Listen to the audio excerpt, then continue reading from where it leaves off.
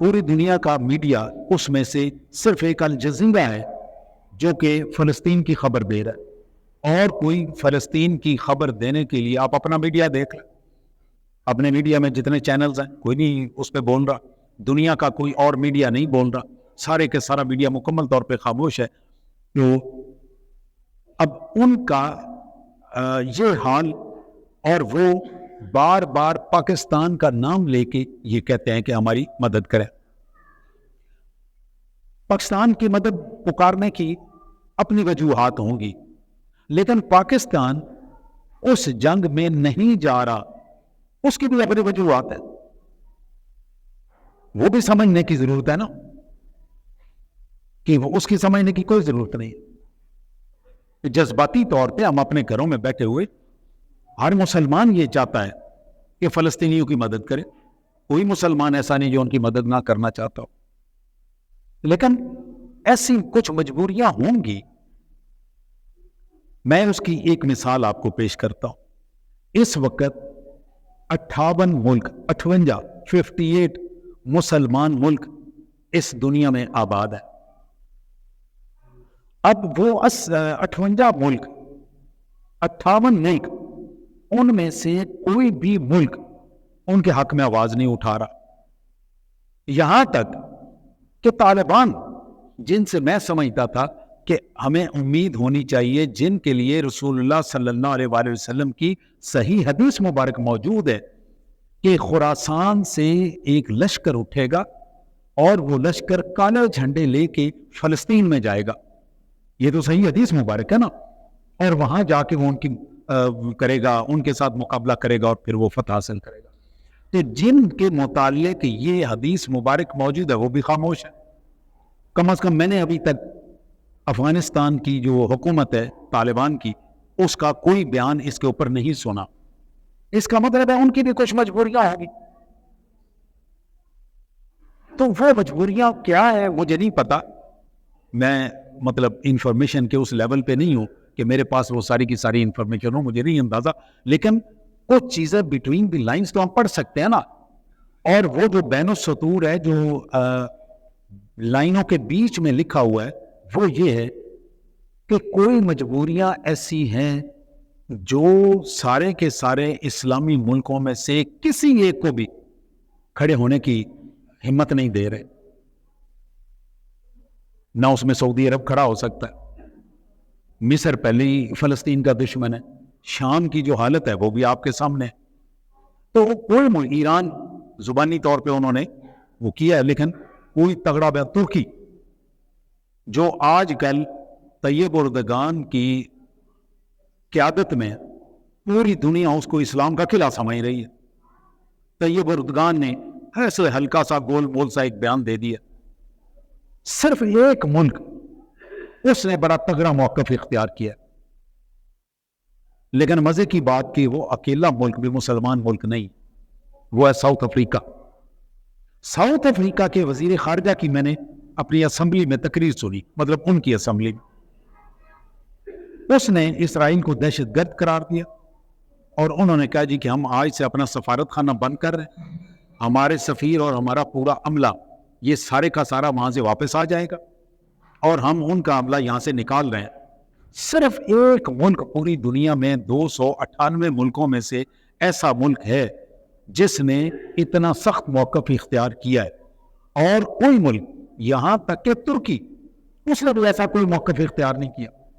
اس میں چاہیے یہ تھا کہ ترکی کے ان کے ساتھ سفارتی تعلقات ہیں، وہ اپنا سفارت خانہ بند کرتے، اپنے سفیر واپس بھیجتے، اور ترکی ان ملکوں میں سے ہے جس کی معیشت بھی تگڑی ہے اور جس کی فوج بھی بڑی تگڑی ہے۔ ان کے پاس معیشت کا یہ حال ہے کہ اس وقت ان کے اپنا جو اثاثے ہیں، ان کے خرچے سے جو فالتو رقم ان کے پاس موجود ہے وہ تقریباً $30 بلین ہے۔ انہوں نے کسی کا کوئی قرضہ نہیں دینا، انہوں نے کسی کا کوئی قرضہ نہیں دینا، تو ان کے پاس جو اثاثے بنتے ہیں وہ تقریباً $30 بلین کے، تو ان کی معیشت بڑی مضبوط ہے۔ پھر وہ یورپ میں آتے ہیں، یورپ میں آنے کی وجہ سے ان کا اپنا ایک اثر رسوخ ہے، پھر عالم اسلام بھی انہیں اس قابل سمجھتا ہے کہ اگر وہ آگے لگیں تو ہم ان کے ساتھ چلے. تو کوئی ملک بھی اس میں آگے آنے کے لیے تیار نہیں ہے.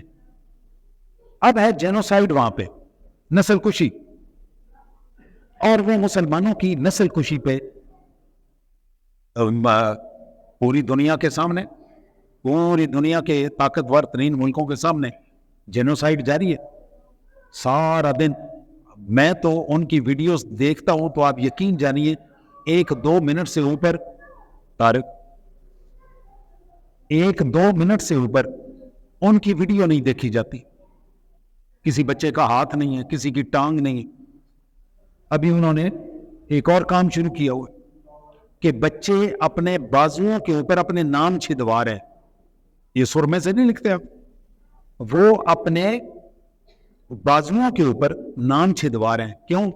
تاکہ اگر میں مر جاؤں تو میری میت اٹھانے والوں کو پتہ ہو کہ یہ بچہ کس کا ہے اور کون.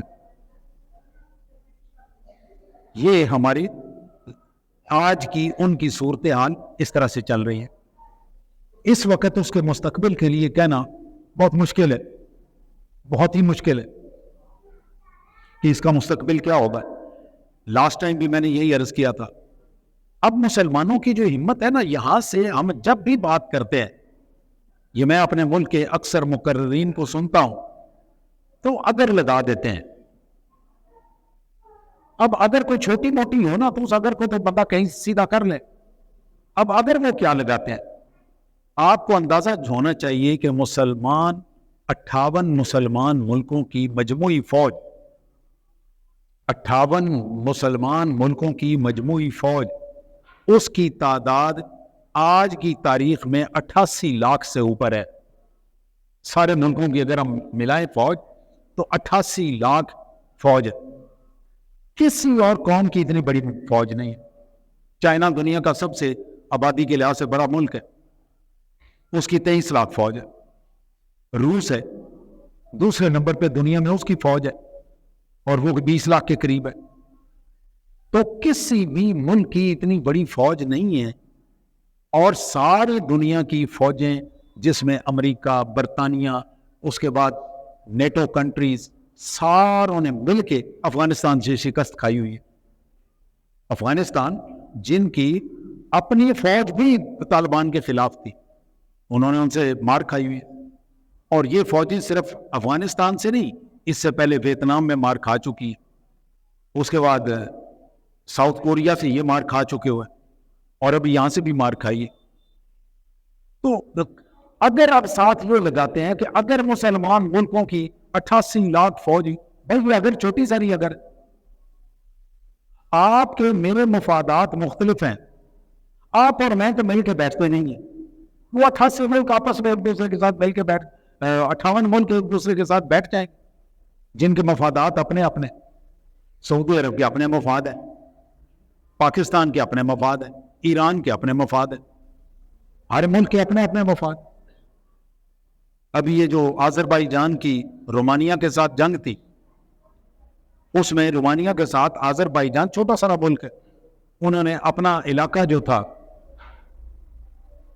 وہ ان سے چھینا, رومانیہ سے, ابھی تک ان کے پاس ہے.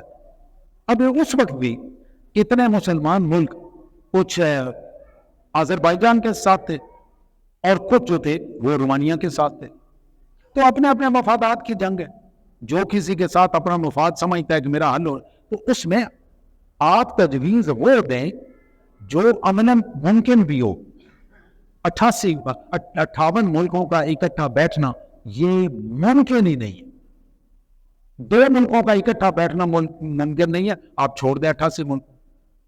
یہاں بیٹھ کے اسٹیج پہ جذباتی تقریر کرنا بڑا آسان ہے, یہ بہت آسان ہے. یہاں بیٹھ کے غوری اور وہ فلانا میزائل کا ذکر کر دینا بڑا آسان ہے.